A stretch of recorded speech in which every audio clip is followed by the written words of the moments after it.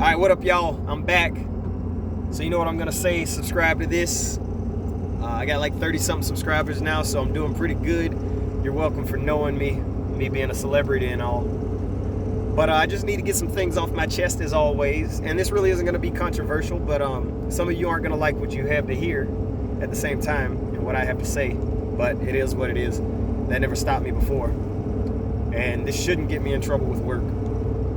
So a lot of you people that are friends with me on the social medias are posting a lot about the current events, politics, and things like that.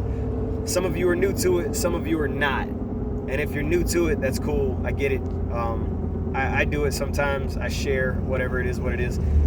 But some of you people that have been doing this for a while, think about what you're posting. Because if your views haven't changed at all in the past, I don't know, 3.5 to 12 years that you've been putting stuff on the social medias at all, then think about what that means. That's you essentially being loyal to a fault. And we'll talk about being loyal to a fault, but that being said is saying that every view that you've ever had has been correct for this whole time.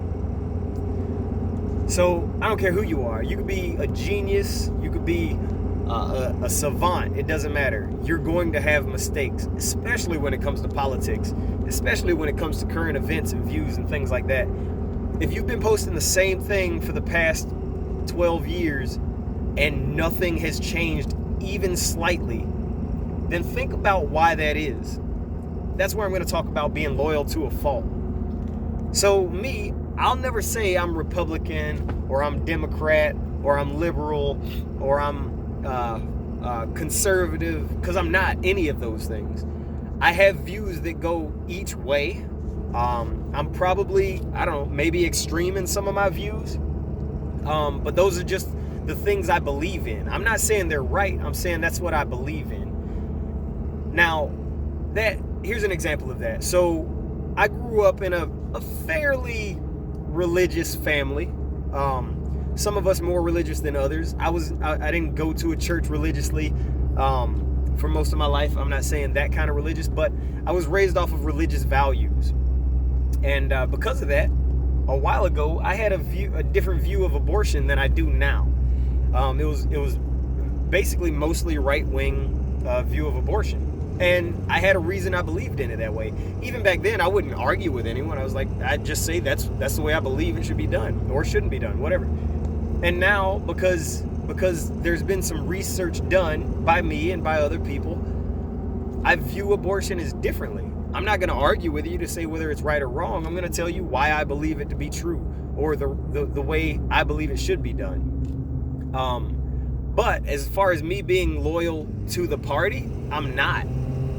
Loyalty is a good thing when it comes to the right thing. But politics isn't always going to be the right thing. And you're putting yourselves in bad situations. Let me put it to you like this. When Derek Chauvin killed George Floyd, murdered George Floyd, he was the one that murdered George Floyd. All of those people around him, they were loyal to a fault. And because of that, they got in trouble for it. They got chastised for it.